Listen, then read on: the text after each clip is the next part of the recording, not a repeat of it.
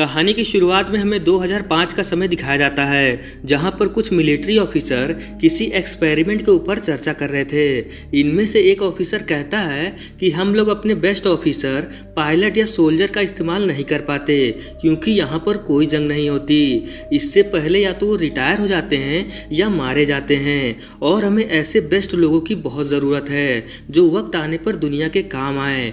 इसीलिए हमने एक ऐसा इन्वेंशन किया है जिसमें इंसान को स्लीपिंग चैम्बर में डालकर उसकी पूरी बॉडी को फ्रीज कर दिया जाएगा, और जब हमें उस इंसान की ज़रूरत होगी तब उसे बाहर निकाला जाएगा, और जो भी उस चैम्बर में रहेगा उसकी उम्र कभी नहीं बढ़ेगी। मगर प्रॉब्लम ये थी कि अभी तक इन्होंने किसी इंसान के ऊपर ये एक्सपेरिमेंट टेस्ट नहीं किया है, और अब इन्हें एक्सपेरिमेंट करने के लिए 2 लोगों की ज़रूरत है। एक आदमी तो इन्हें अपने ही डिपार्टमेंट से मिल जाता है जिसका नाम जॉय था।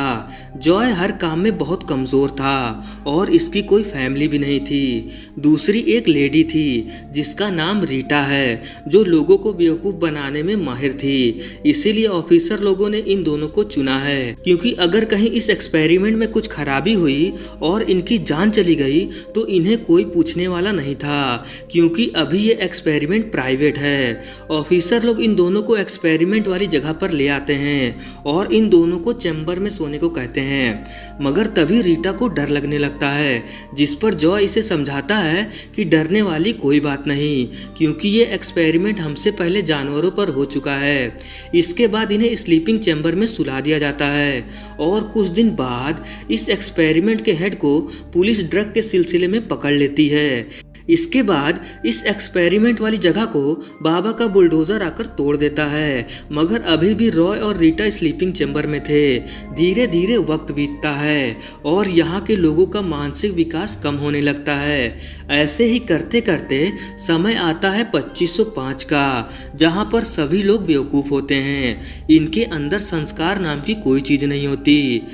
अब हमें जॉय और रीटा के स्लीपिंग चैम्बर दिखाए जाते हैं, जो अभी कूड़े के ढेर में पड़े थे। तभी यहाँ एक कूड़ा डालने वाली गाड़ी आकर जैसे ही कूड़ा डालती है, तभी इस कूड़े का ढेर नीचे की तरफ गिरने लगता है और एक चैम्बर फ्रीटो नाम के एक आदमी के घर में आ जाता है, और तभी ये चैम्बर ऑटोमेटिक खुलता है जिसमें से जॉय बाहर निकलता है। ये काफ़ी थका हुआ था क्योंकि ये 500 सालों से स्लीपिंग चैम्बर में सो रहा था। जॉय यहाँ के आदमी से पूछता है कि हमारा बेस कहाँ है, जिस पर फ्रीटो कहता है कौन सा बेस, और ये इसको अपने घर से बाहर फेंक देता है। जॉय को कुछ समझ नहीं आ रहा था कि ये आखिर यहाँ कैसे पहुँच गया। इसीलिए जॉय यहाँ के लोगों से बेस पर जाने का एड्रेस पूछता है, जिस पर ये लोग इससे गाली देकर बात करने लगते हैं, क्योंकि जॉय का बोलने का तरीका बहुत पुराना था और अब 2505 में सभी लोग गाली से बात करते हैं। किसी को भी इससे प्रॉब्लम नहीं थी। जॉय को लगता है कि स्लीपिंग चैम्बर में जाने से इसकी तबीयत खराब हो गई है। इसके बाद जॉय अपना चेकअप कराने हॉस्पिटल जाता है, जहां पर बहुत गंदगी थी, जैसे कई सालों से यहाँ साफ सफाई ना हुई हो। और जब जॉय पानी पीने के लिए जाता है, तब पानी की जगह किसी कंपनी का ड्रिंक निकलता है, जिससे परेशान होकर यहाँ के आदमी से ये पानी मांगता है, जिस पर यह आदमी कहता है पानी जो बाथरूम में होता है। जॉय कहता है नहीं, मुझे पीने का पानी चाहिए। ये सुनकर ये आदमी हंसते हुए यहाँ से चला जाता है। इसके बाद जॉय डॉक्टर से अपनी परेशानी बताता है। डॉक्टर इसके हाथ को स्कैन करने को कहता है। तभी जॉय की नज़र यहाँ रखे हुए पेपर पर पड़ती है, जिसमें 2505 का समय था। अब जॉय को समझ आ जाता है कि ये 2005 से 2505 में आ गया है, और जब ये खिड़की से बाहर देखता है तब इसे यकीन हो जाता है कि ये सच में 500 साल आगे आ गया है। तभी डॉक्टर नोटिस करता है कि जॉय के हाथों पर कोई टैटू नहीं है, इसीलिए ये इमरजेंसी बटन को प्रेस करके पुलिस को बुला लेता है, क्योंकि इस समय हर इंसान के हाथों पर टैटू होते हैं जिससे उस आदमी की पहचान हो सके, जैसे कि आधार कार्ड। इसके बाद पुलिस जॉय को पकड़ लेती है और इसको एक मशीन के पास ले जाकर इसको अपना हाथ उस मशीन के अंदर डालने को कहा जाता है, ताकि इसका नाम और पहचान बन सके। मशीन जॉय से इसको एक नंबर देकर इससे पूछता है कि ये तुम्हारा नंबर है, जिस पर जॉय कहता है नॉट श्योर। तभी मशीन को लगता है कि इसका नाम नॉट श्योर है, इसीलिए अब इसके हाथों पर नॉट श्योर का टैटू बन जाता है। इसके बाद जॉय को एक स्पेशल जगह पर ले जाया जाता है जहां पर इसका आईक्यू टेस्ट हो सके, ताकि जेल में इसके आईक्यू के हिसाब से इसको काम दिया जा सके। और यहाँ पर इसे इस दुनिया का सबसे मुश्किल सवाल पूछा जाता है, जैसे मान लो तुम्हारे पास एक बाल्टी है जिसके साथ 2 गैलन है और दूसरी बाल्टी के साथ 4 गैलन है, तो अब बताओ तुम्हारे पास कितनी बाल्टी है। जिस पर जॉय बहुत ही आसानी से जवाब देता है 2। इसके बाद जॉय को जेल ले जाया जाता है, मगर ये इन पुलिस वालों को बेवकूफ बनाकर भाग जाता है। दूसरी तरफ हम रीटा को देखते हैं जो अपने स्लीपिंग चैम्बर से बाहर आ गई थी और यहाँ पर भी ये लोगों को बेवकूफ बनाकर पैसे लूट रही थी। दूसरी तरफ जॉय भागकर उस आदमी के पास जाता है जिसके घर में इसको होश आया था। ये फ्रीटो से पूछता है, मैं जिस वक्त से आया हूँ उस वक्त में कुछ लोग टाइम ट्रेवल मशीन बनाने वाले थे, क्या तुम उस बारे में कुछ जानते हो? जिस पर फ्रीटो कहता है, हाँ बिल्कुल, टाइम ट्रेवल मशीन यहाँ पर मौजूद है। जॉय इसे उस जगह के बारे में पूछता है, मगर फ्रीटो कहता है कि मैं तुम्हारी मदद क्यों करूं, मुझे क्या फायदा होगा। जॉय इसे समझाता है कि मैं अपने समय में वापस जाकर तुम्हारे अकाउंट में बहुत सारे पैसे डाल दूंगा जिससे तुम रातों रात अमीर बन जाओगे। फ्रीटो को इसकी बात समझ में आ जाती है, इसीलिए जॉय को उस टाइम ट्रेवल मशीन के पास ले जा रहा था। तभी रास्ते में इसे रीटा मिलती है। इसके बाद ये तीनों आगे बढ़ते हैं और जैसे तैसे ये आगे बढ़ रहे थे तभी एक चौराहे पर जॉय को स्कैन कर लिया जाता है, जिससे दोबारा पुलिस आकर इसे पकड़ लेती है।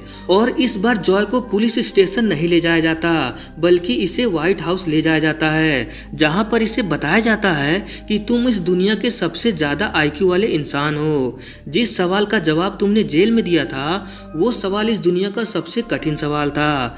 तभी यहाँ पर मिस्टर प्रेसिडेंट आते हैं जो मीडिया को बताते हैं कि अब हमें चिंता करने की कोई जरूरत नहीं, क्योंकि अब हमारे पास इस दुनिया का सबसे तेज दिमाग वाला आदमी है। असल में बात ये थी कि अब इस दुनिया में बहुत कम फसल हो रही थी और ये लोग जॉय की मदद से फसलों को दोबारा तैयार करने वाले थे, क्योंकि उसका दिमाग इनके हिसाब से बहुत तेज था। इसके बाद ये लोग जॉय को लेकर खेत में जाते हैं जहाँ पर फसलें नहीं उग रही थी। जॉय यहाँ पर अपनी मदद के लिए फ्रीटो और रीटा को भी बुला लेता है ताकि ये फ्रीटो की मदद से रीटा को लेकर टाइम ट्रेवल मशीन से अपनी दुनिया में भाग सके।